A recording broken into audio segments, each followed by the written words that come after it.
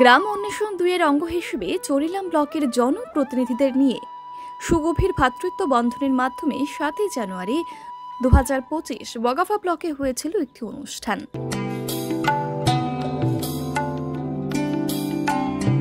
এদিন অনুষ্ঠানের শুরুতেই চরিলাম ব্লক থেকে আগত জনপ্রতিনিধিদের সাথে সাক্ষাৎ এবং ফুলের তোড়া দিয়ে তাদের উষ্ণ অভিনন্দন জানানো হয়।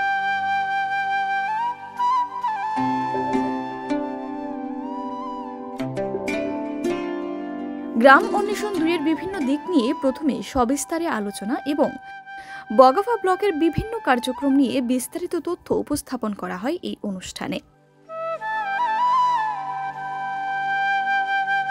গ্রাম অন্বেষণ ২ এর দ্বিতীয় দিন ছিল ব্লকের বিভিন্ন কাজ পরিদর্শন। তার মধ্যে উল্লেখযোগ্য ছিল সেলাই প্রশিক্ষণ কেন্দ্র Kanchannagar, Gobardhan project Kanchannagar, multipurpose centre Madhya Kathalia, Birchandranagar village office এবং কমন সার্ভিস সেন্টার, শুকর প্রজনন কেন্দ্র বীরচন্দ্রনগর, কমন স্যানিটারি কমপ্লেক্স পতিছড়ি।